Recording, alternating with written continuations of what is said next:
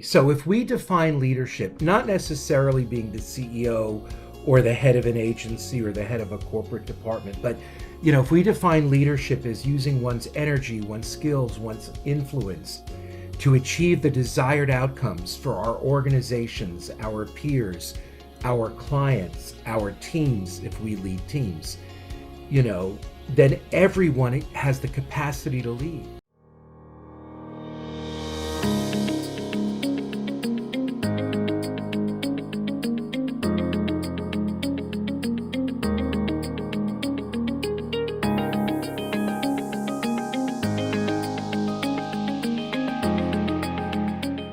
Hi, everyone. Welcome to another episode of Women Worldwide.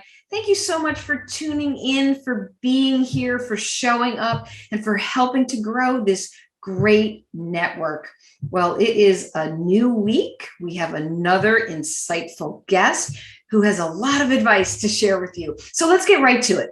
The topic today is leadership and understanding what kind of a leader you are. Now, you can hire a leadership coach. There are consultants, there are trainers, there are assessments to tell you or to help you understand what kind of approach you take to leadership. Well, this is the perfect segue to my special guest who's joining me on the show. It's Ken Jacobs, and Ken is an experienced leadership coach. He has been working with leaders for years now. He's the principal of Jacobs Consulting and Executive Coaching, and his firm helps agencies to grow and manage their business, improve client service and relationships, and enhance staff performance. He does this through the consulting and training part of his business. He also does executive coaching, working with C-suite leaders to managers, helping them to reach and surpass their goals. Prior to launching his own business, he worked for several PR agencies in management and leadership positions. And Ken has taken his knowledge of leaderships to his podcast, Taking the Lead, where he also interviews many thought leaders. Well, I think I could just go on and on about Ken. I do want to mention he is a friend, he's a supporter, and he's somebody I love to collaborate with. And we are welcoming him back to Women Worldwide. Hi, Ken. Great to have you here. Hi, Deirdre. It is great to be here. Thank you for that introduction and giving credit where it's due. Thank you for pushing me to taking the lead from a quarterly column to something, on my website and YouTube. I would not have done it without your gentle and sometimes not so gentle. Mostly gentle though. Oh, thank you. And did you ever think you were going to be live streaming Taking the Lead? Insane. Who'd have thought? And enjoying it and enjoying the second one better than the first one. And then saying, well, let's do 3 next year. Right. Well, you probably never expected to hear that. So, well, in all honesty, maybe I did not, but music to my ears. And you're someone who is really good to address this topic of leadership and helping leaders to get a better handle on their approach. But before we get into that, maybe you could just share a little bit of what made you want to launch JC and EC and to do what you're doing today. Yeah. So as you had mentioned, I was in the agency business a good long while, senior level positions a good long while, and in full candor, and I'm always candid in any interview because I think you have to be authentic. Each of my positions was of shorter duration, and in full candor, it wasn't always my choice. So the PR world, the universe, someone was trying to explain to me, trying to tell me, you're meant to do something different, a little different than what you're doing now. So I did a whole assessment. I'm a huge fan of the Venn diagram, and I did 3 circles. What am I good at? Maybe better than the potential competition. What do I love doing? What do I have a passion for? And what is there a market for? And so I realized what I needed to be doing was to be offering consulting, training, and coaching to those in the PR, marketing, advertising, communications world. So, as you mentioned, the consulting and training are for the agencies generally, though we do some corporate work, but the executive coaching is for the leaders. Well, I'm so happy you're doing this. And Ken, even though the first time you came on the show, I asked you this question, I want to ask you this question again because I still feel that there is a misunderstanding around the consulting and the coaching. And the words are used interchangeably, but they shouldn't be. So maybe you could just clarify before we dive into this discussion. And that drives me nuts. I need some coaching around my response when people use coaching and consulting interchange. Like it's all a journey, right? We're all coaching Right. ourselves. So it never goes away. But basically, and I think I can address it because I do all three. But to me, consulting is generally focused on a business issue or opportunity. For us, it's things like growing business, managing business for fiscal best practices, improving client service and client relationships, and team performance. Very much business focused. Coaching is helping the coaching client achieve their organizational, career, and personal goals by becoming more effective, more inspired, and more inspiring leaders. And that can be regardless of level, whether you are in the C suite, the agency, CEO or owner, or a senior executive in corporate communications, a manager, or even a senior AE. And it's very much one on one. So that's one difference between the two. Can I share a few more? Oh, sure, absolutely. Okay. So going back, consulting, I tell the client what to do, I tell them how to do it, and it is based on my experience, my expertise.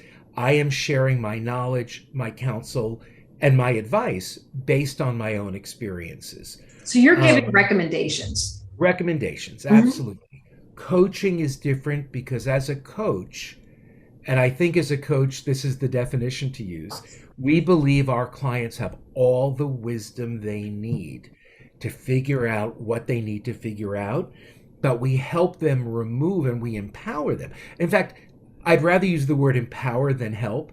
We Sure. empower them to remove what's getting in the way of the success. And one of the biggest differences is that we use empowering questions so that the coaching client is really figuring things out for themselves. Asking is far more effective than telling.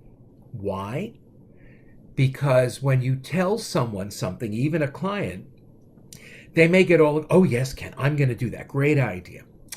But I haven't done something. I haven't lit up the part of their brain where creativity, collaboration, passion, buy-in, and I was just going to memory say where they're reside. truly buying in, They're not buying in. And memory, I haven't lit it up. right? Whereas if I ask an empowering question, an open-ended question, I literally have lit up the part of the brain where creativity, collaboration, buy-in, and memory reside. So that is so important. So if you're in a situation where you say, gosh, that person just isn't responding, they're just not doing what they said they do. Well, it might be because you told them what to do and you didn't light up the part of the brain where the memory lives. And so it's the proverbial in one ear and And out not the the other. other. So, I was So going to say, Ken, go ahead. oh, I was just going to say you getting to these questions when you're asking the questions, somebody is clearly learning about themselves, the brain is lighting up. I know that the coach can empower you to get to a certain place. I was always under the impression that when you have a coach, you start with an assessment. And is that the assessments that I've heard you share, whether it's an energy leadership index, or there's some kind of discus profile. Can you just explain a little bit about these assessments, what the part they do, and then how you add to that? Yeah. So I'm a passionate believer in the value of assessments. As a IPEC trained coach, Institute for Professional Excellence in Coaching, if I may say that, we build all our coaching around energy leadership, the energy leadership index assessment. It holds a mirror up to the leader, to their perceptions, their attitudes, their behaviors. Another way of looking at it is their thoughts, their feelings, and their actions, and their overall leadership capabilities. And that's how they lead others, Mhm. how they lead their peers, their partners if they have one, especially their teams and themselves. And it's so important because it gives us a baseline. It shows us how they are showing up as a leader, assuming they answer it honestly. And if you're going to take an assessment, just don't answer it for the leader you hope to be at the end of your coaching. Answer it for who you are today. But it is proprietary, it's researched back, and it gives us a tangible, it gives us a metric that you can see and reevaluate and go back to and in the future. As an optimist, what I love about it is that it shows you, as I said, how you're showing up as a leader today, leading others, leading self, leading up. But it opens the door that if you do the coaching work, the ELI changes, your energy changes.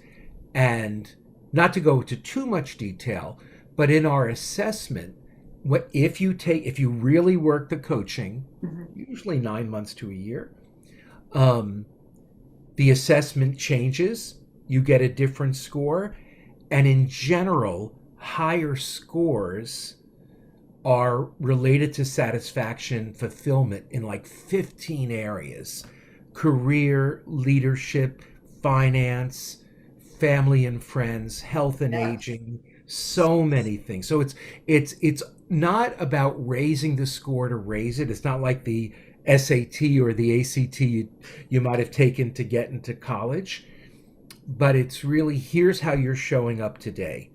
And if the coaching client is willing to do the heavy work, the heavy lifting, they see change. And that's just another difference.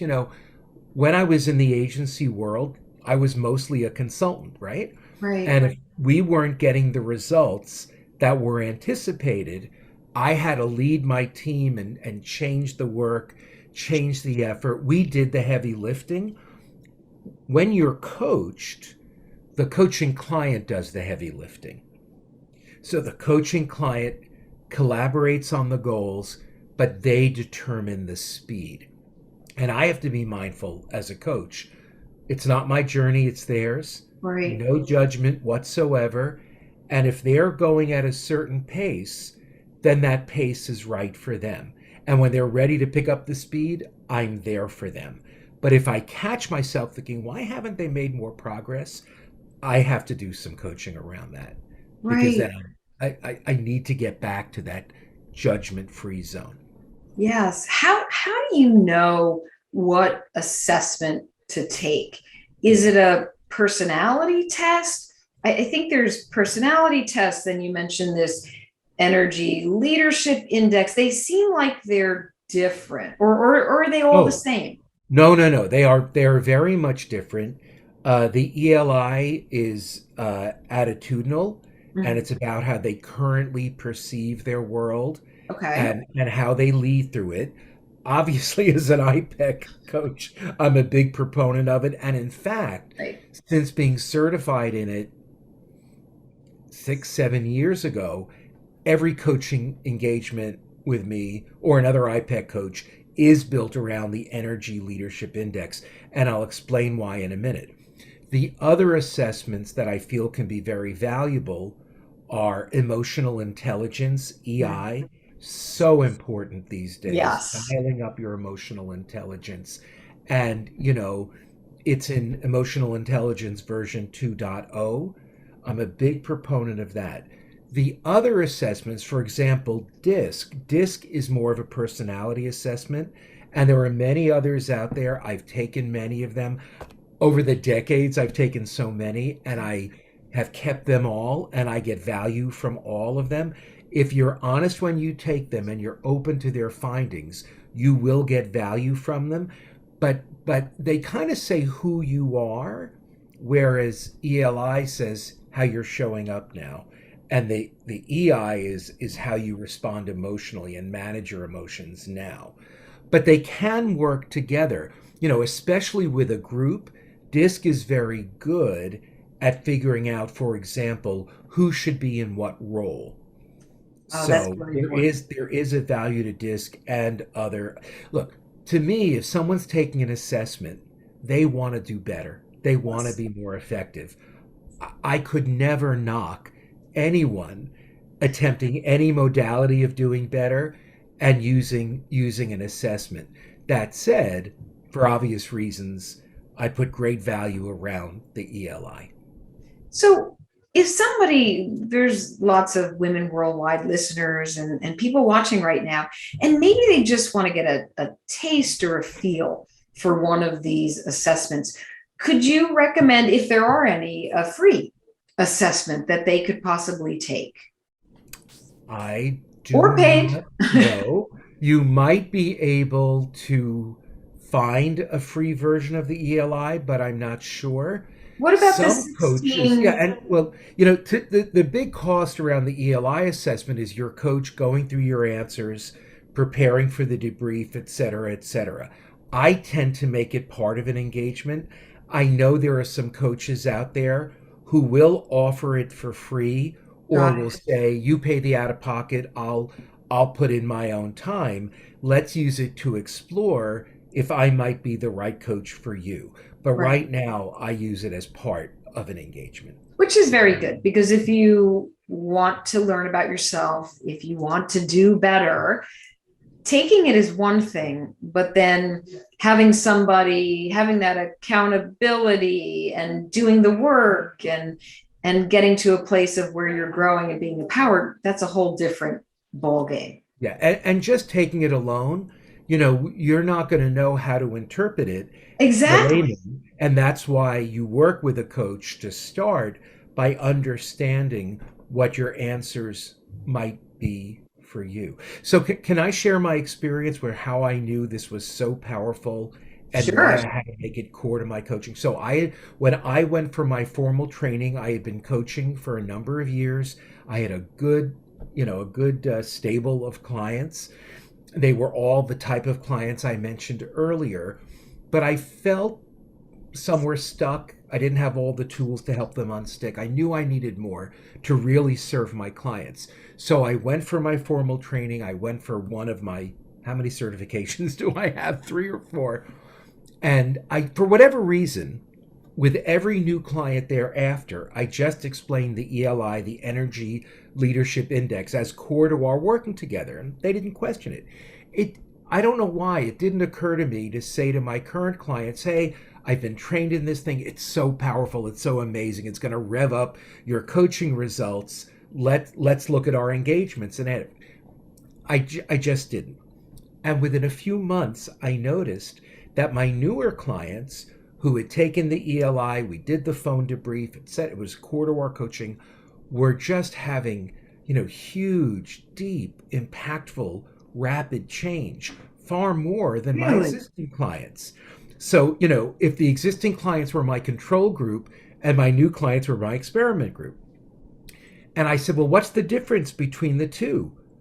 Well, demographically, there were none. They were all leaders of agencies or second tier leaders. They were all very smart, intuitive, like they just matched up exactly.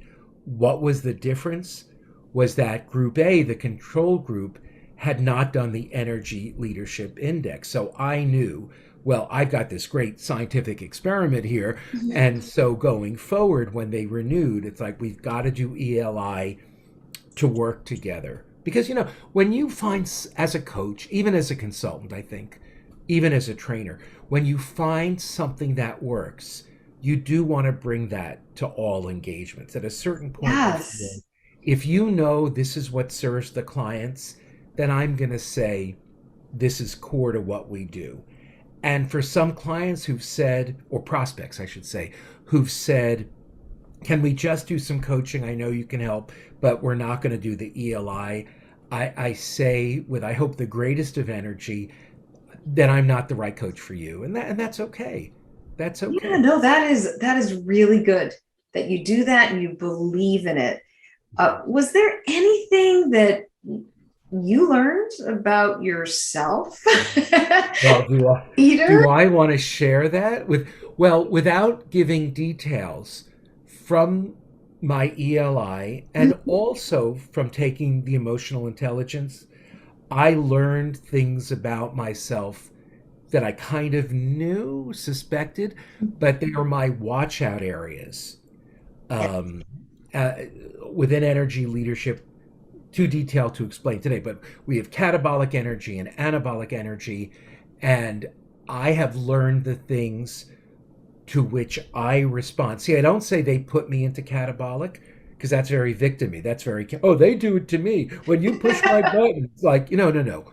I know the things to which and the people to whom I respond with catabolic energy.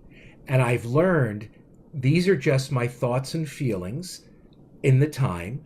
Don't take action right now. Mhm. Take a step back. Do a little deep breathing. I always say when you find your, and whether you study this or not, when you're stressed, when people have pushed your buttons or, Mhm. and you have that feeling, I always say 3 deep breaths. Do you know why? Yes. Do you know why? Why I Well, would say I that? mean, I just think that breathing helps your system to calm down, to de-stress. I say to set your level to calm. It does all of that, and it's good for the blood pressure, and it's good for the heart, and it's good for the brain. But if you're doing 3 deep breaths, you can't say something you'll regret.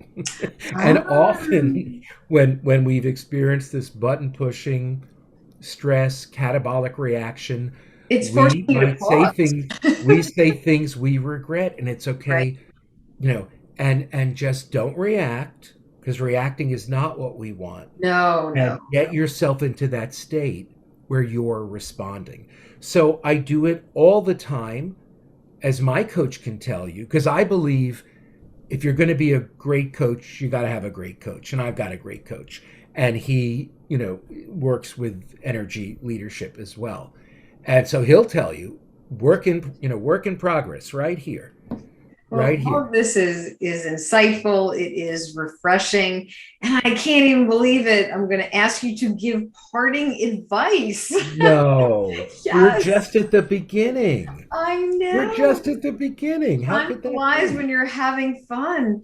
Is there any advice that you want to give to all those leaders out there to help them to grow and to be more emotionally intelligent and to Yeah, learn about themselves? absolutely. So if we define leadership, not necessarily being the CEO or the head of an agency or the head of a corporate department, but if we define leadership as using one's energy, one's skills, one's influence to achieve the desired outcomes for our organizations, our peers, our clients, our teams, if we lead teams, you know, then everyone has the capacity to lead, regardless of title or position. So that's thought one. Thought two, if you've chosen leadership or it's chosen you, and you believe you have leadership potential, it's your calling, then I think you want to be as effective at it as possible. So of course, you'll want to be the best leader you can. So whether your organization invests in it because they want you to be this highly evolved, developed leader, or if you want to invest in it for yourself, you're worth it. The organization is worth it, and you will absolutely get return on investment because people will want to follow you and you'll be able to better lead them and yourself. It's absolutely worth it. I love it. Great advice, Ken. And last question, where can people find out more about you and your executive coaching and consulting business? Thank you. So You can reach me at ken@jacobscomm.com. I'll spell it differently. ken@jacobscomm.com, or at the web, jacobs. I should know my name. comm.com. And on Twitter, I'm at Ken's Views. And also on LinkedIn, everybody go and check out Oh, Ken find me on on LinkedIn. Yes, LinkedIn, thank you. right? That's the Connect place where on we LinkedIn. connect most of the time. And we have a YouTube channel as well. Yes, subscribe for Subscribe, please. great podcasts. I mean, the interviews are really, really good with thought I think leaders. so. So It's a thank you. great gig. I was going to say it's a great gig because I interview all these really smart leaders, and people think I'm smart, and that may or may not be true, but I look smarter because of the insights that these great leaders share. So I call it a great gig. Well, I think it's a great gig and you are very smart. And thank you so much for sharing your knowledge and your time with Women Oh, Worldwide. thank So you. thank you. Always a pleasure to be here.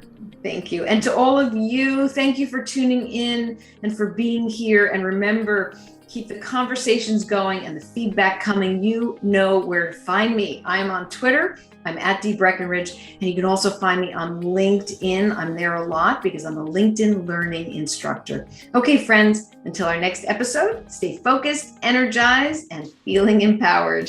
Thank you.